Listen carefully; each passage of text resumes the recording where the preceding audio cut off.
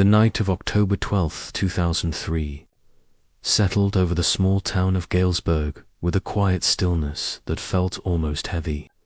The kind of silence that makes every distant sound seem louder than it really is. In that calm darkness, one figure walked alone down a sidewalk lit only by a few scattered street lamps. Her name was Hannah Redfield, a 27-year-old nursing assistant who had spent the evening helping at her friend's small birthday gathering. She was known for her steady nature, her soft laugh, and her ability to make even the most stressful hospital shifts feel a little easier for the people around her. She planned on reaching home quickly, a place only blocks away, a place she trusted as much as the familiar streets she had walked for years. But that night would become the last time anyone saw her alive. The beginning of a mystery that would travel through decades and reshape her family's life in ways none of them could ever have imagined. Earlier that evening, Hannah had shown the same calm kindness she always carried. Friends remembered her smiling, offering to help clean up, asking about their families, talking about her dream of becoming a registered nurse someday. She was the type of person who made others feel grounded simply by standing beside them.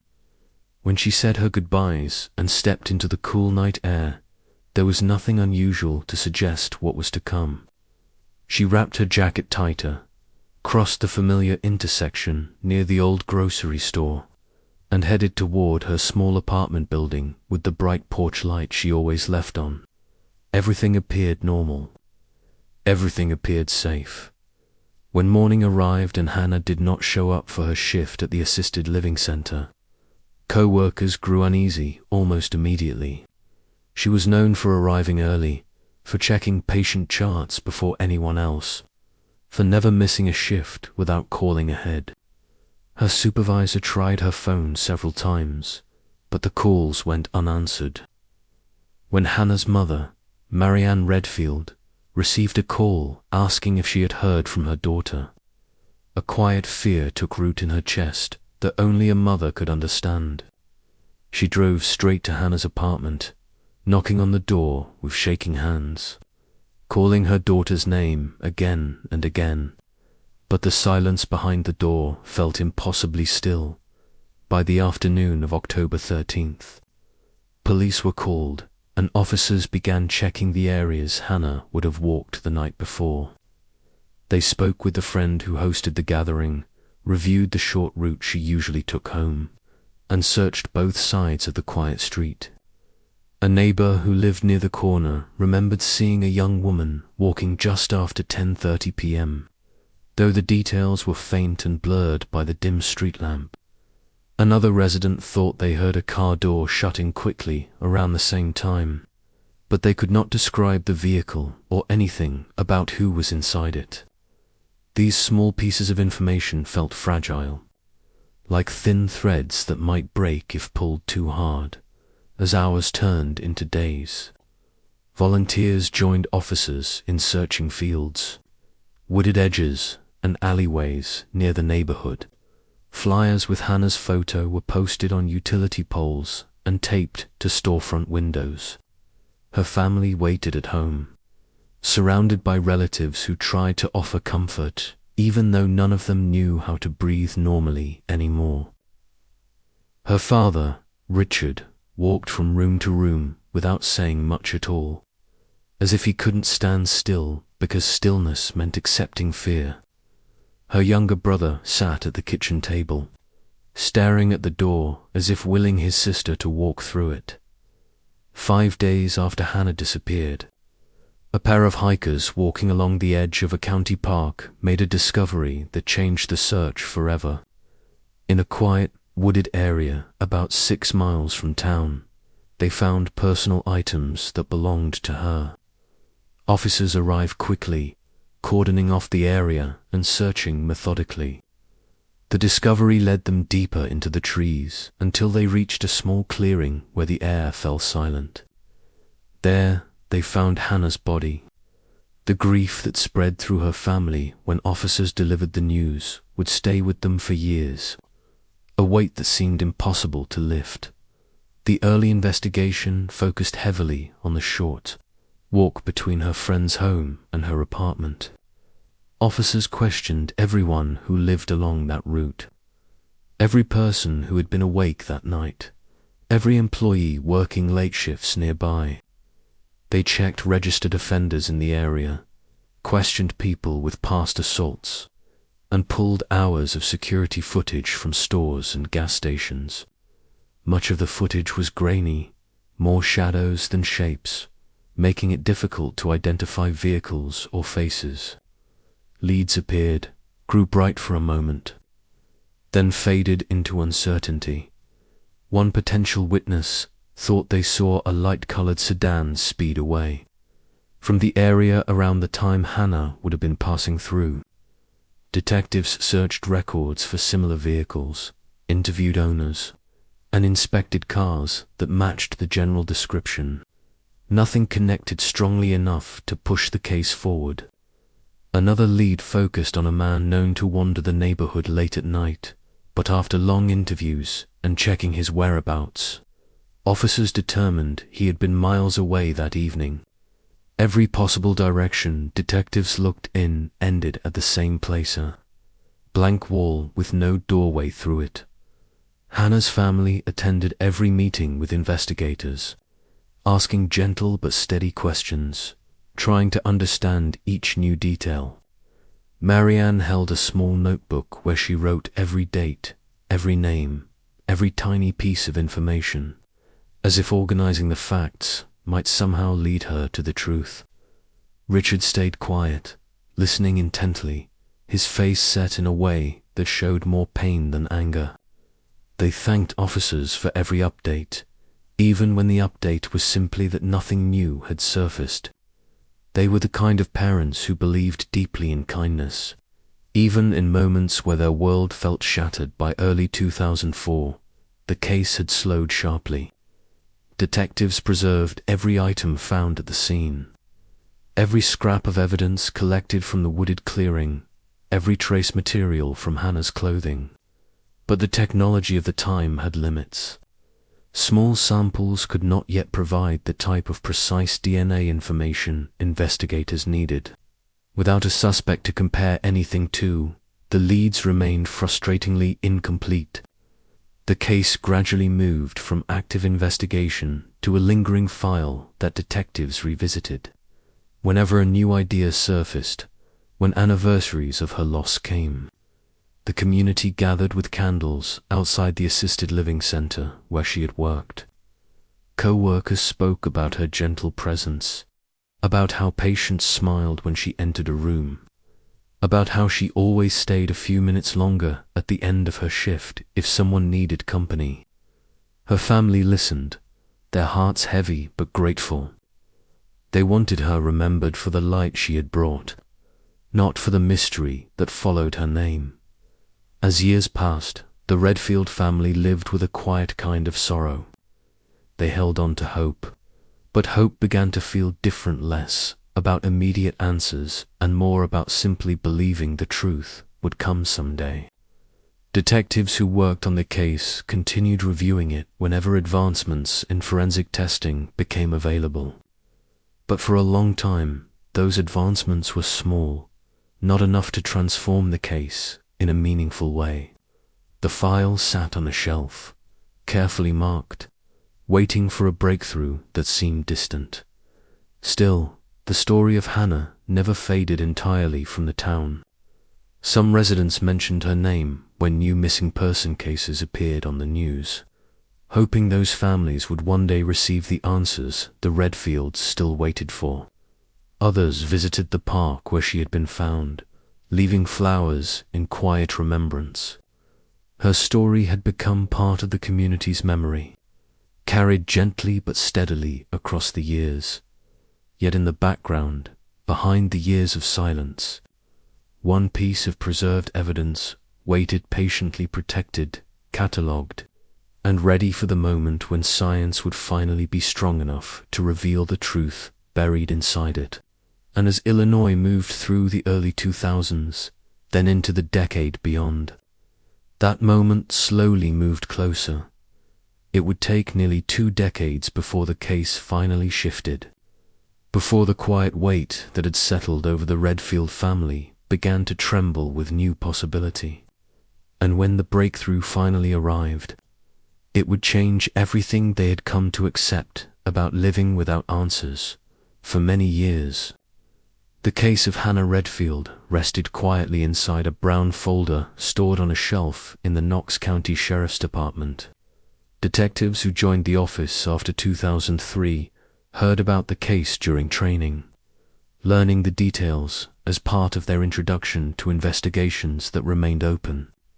Her name became one of the examples older investigators mentioned when reminding new officers that some cases stayed unresolved, not because of lack of effort, but because time was waiting for the right tools. Despite the silence surrounding the case, no one ever forgot Hannah. Her photograph, taken on a warm summer day before the tragedy, stayed pinned to a board in the corner of the conference room where detectives met every morning in 2011. A young detective named Aaron Leeds joined the department. During his first week, he walked through a small hallway lined with framed photos of unsolved cases. He paused when he reached Hannah's picture, struck by the sadness in the story he had heard earlier that day. Something about the gentle expression in her eyes, something about the details of the case stayed with him long after he went home that night. He began reviewing the file whenever he had slow evenings, reading through every witness statement, every early lead, every old report typed on aging paper. The folder was thick but felt incomplete, as though an invisible piece of the truth existed just beyond what the documents could reveal. The physical evidence collected in 2003 had been carefully preserved. Detectives had done everything right for that time period, storing each item in sealed packaging, labeling every piece with the date and time it was recovered. But in those early years, DNA testing required larger samples than what had been found, and the sensitivity of the tests was limited. For a long time, the evidence seemed too small to guide investigators toward a suspect. Still, Detective Leeds believed the preserved items carried answers. He knew that forensic science continued to evolve, and he believed the day would come when the smallest sample would be enough to pull a name from the shadows. During the following years, he remained patient but persistent. Each time Illinois upgraded its forensic tools or expanded its DNA database, he filled out the paperwork to have Hannah's evidence re-examined. Sometimes the results came back unchanged. Other times, small traces of genetic material were identified, but not enough to link to anyone in the system. These tiny steps gave him encouragement, not frustration. He believed that cases like Hannah's required a detective who didn't let silence discourage him. Hannah's family continued to live in Galesburg, carrying the quiet weight of waiting. Her mother kept the same notebook she had used during the early investigation, adding dates of new meetings, writing down each tiny update she received, no matter how small. Her father grew older, his hair turning grey, but his eyes still showed the same longing when he spoke about his daughter. On anniversaries, they visited the bench dedicated in her memory at the assisted living center where she had worked. They often placed a bouquet of flowers there and sat for a while, talking softly about the plans she never got to fulfill. They did not speak of anger. They spoke of love that refused to fade. By 2022, technology had reached a point where even partial DNA samples could be amplified with far greater accuracy than before. That year, Illinois quietly expanded its database again, allowing new entries from cases in neighboring states to connect more easily. Although no one knew it at the time, these changes would open a door that had been locked for nearly 20 years. Detective Leeds submitted Hannah's preserved items once more, not expecting a sudden breakthrough, but hoping for even the smallest shift. When the report arrived early in the following year, he held his breath as he opened it. The first page showed something he had never seen in the case before. There was a clear, partial match, something strong enough to point toward a single individual with high confidence.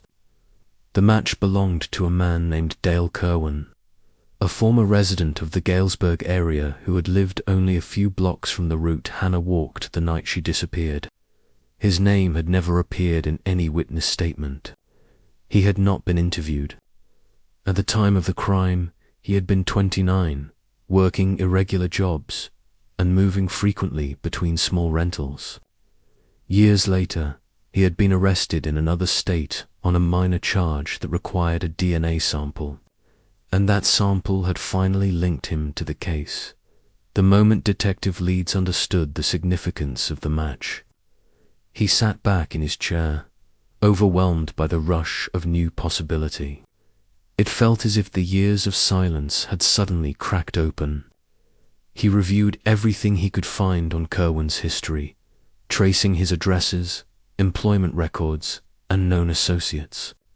He discovered that in 2003, Kerwin had been living near the intersection where Hannah was last seen. He had moved away shortly after her disappearance, and by the time police had been deep into the investigation, he was no longer in the area, blending quietly into new places. The next steps required careful work. Detectives traveled to interview people who had known Kerwin years earlier. Some remembered him vaguely as a quiet, restless man. Others described him as someone who kept to himself, rarely speaking unless he had to. None of them had any idea he might have been connected to something so serious. As more pieces fell into place, officers prepared a timeline that placed him in exactly the right place at exactly the right time on the night Hannah disappeared.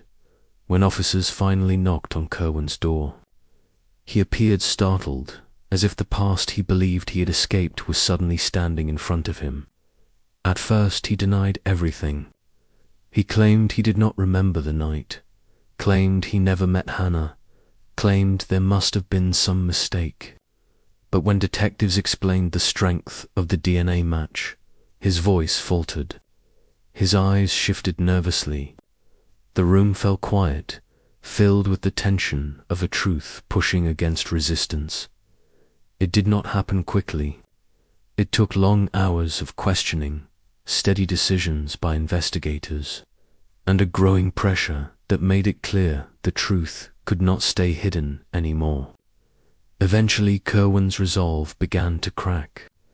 His answers shifted slightly each time detectives revisited details.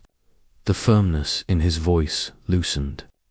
His earlier confidence faded. And then, in a moment where the weight of 2 decades felt suddenly close, he stopped speaking altogether. That silence said more than his words. When the arrest was officially made, the news traveled through Galesburg faster than anyone expected. People who remembered Hannah from her workplace felt a mixture of relief and sadness. Some cried quietly when they heard the update, remembering how deeply her story had touched the town. Others called her family, offering gentle words. Knowing nothing could erase the years they had endured, but feeling grateful that the long wait was finally ending. When detectives contacted Hannah's family, her mother held the phone in both hands as she listened to the words she had been longing to hear for so many years. Her voice trembled gently, not with shock, but with overwhelming relief.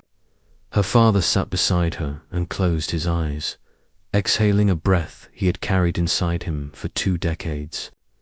They thanked the officers repeatedly, their voices soft, filled with gratitude and disbelief all at once.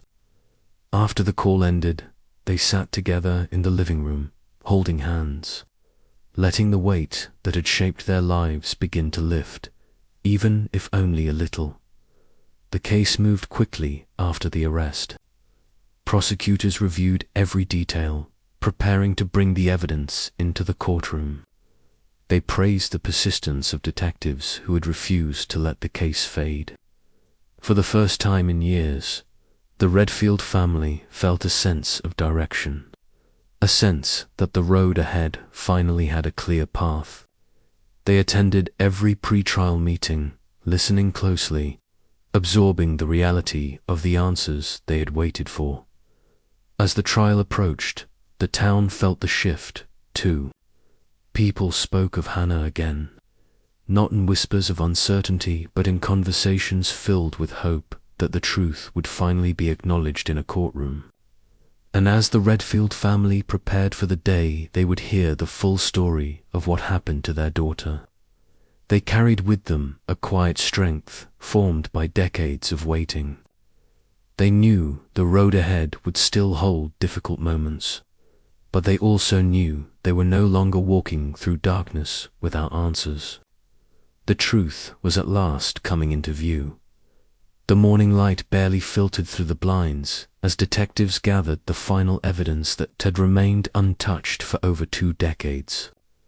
The DNA match linking the scarf found at the 2003 crime scene to a living suspect gave the team a clarity they had never before experienced.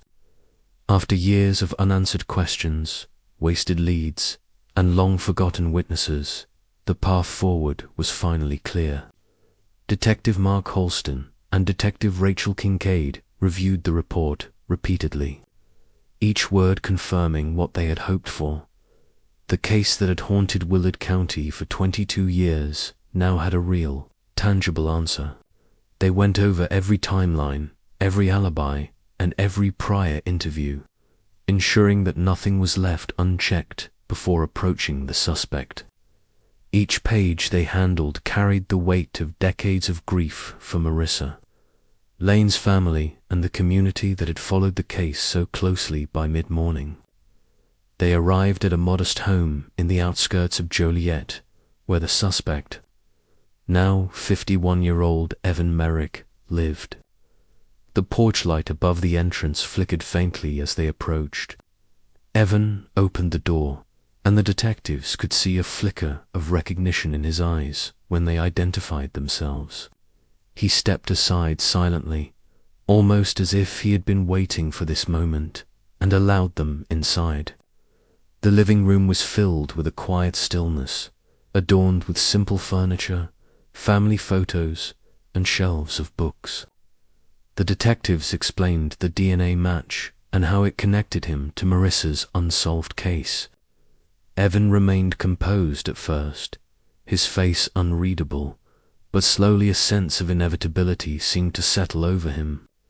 He did not argue or attempt to flee, only nodded, and in that silence, the detectives realized that the first crack in his decades-long concealment of truth had appeared. This was the moment where 2 decades of frustration, grief, and hope converged in one room, and all that remained was to hear the story he had carried in secret for more than 20 years. Evan's recounting began cautiously, with small details about how he had known Marissa, the encounters that seemed harmless at the time, and the moments he had not recognized as meaningful until years later. He described the exact locations, the timing, and small behaviors that matched witness accounts and prior police reports. Every piece he shared created a pattern that detectives had long suspected but could not prove. As he spoke, the scarf, the gravel pull-off, and the blue sedan he remembered from that evening all fell into place in their investigation notes. The detectives listened closely, recording every word and cross-referencing it with evidence collected so many years ago. Evan's calm tone made the story even more chilling. The sense that a life had been disrupted so violently now told in quiet, matter-of-fact language. No dramatics, no embellishments, only the bare facts of actions and timing that had remained hidden until now. The room seemed to contract with the weight of the truth, every breath carrying the realization that this man had finally admitted pieces of what had happened, bringing the investigation out of dormancy and into reality. By late evening, the detectives had collected enough information to begin informing Maurice's family, beginning with her mother, Diane Lane. The call was carefully made, Detective Holston choosing his words slowly and with care. Diane's voice trembled when she answered, her heart immediately sensing the gravity of the conversation. Holston explained that they had confirmed the DNA match, that the long-unsolved case now had a tangible lead, and that they had spoken with the man connected to the evidence. There was a pause, a fragile silence in which Diane seemed to gather herself. When she finally spoke, her words were soft but resolute. "Thank you. Thank you for not giving up on my daughter." The detectives held back their own emotions, knowing that this moment represented both a turning point in the investigation and a long-awaited measure of relief for a mother who had endured decades of uncertainty and fear. It was not closure, not yet, but it was the first concrete step toward it. And that knowledge carried its own quiet triumph. Overnight, preparations were made to move forward with the arrest. Officers assembled quietly, reviewing all procedural requirements, making sure every step followed protocol. Prosecutors examined every detail, ensuring that the evidence collected over 2 decades would hold up in court. The investigation that had once seemed like a distant memory was now fully active, and the team moved with precise coordination. By dawn, the detectives and officers approached Evan's home once more, ready to execute the arrest with care and respect. The quiet town of Joliet remained largely unaware that a case that had lingered as a shadow over the community for more than 20 years was reaching its pivotal moment. The detectives kept their approach steady, focused on the fact that after decades of waiting, the family, friends, and community who had suffered through uncertainty would finally have an answer. The arrest itself was swift and orderly. Evan was taken into custody without resistance, and for the first time, the investigation moved from theory and speculation to the legal process that would finally deliver justice for Marissa Lane. In the early morning light, the detectives could feel the weight of their work and the significance of the moment. The long, painful journey of a cold case had reached its first true resolution, and the family who had waited 2 decades could finally begin to process the truth.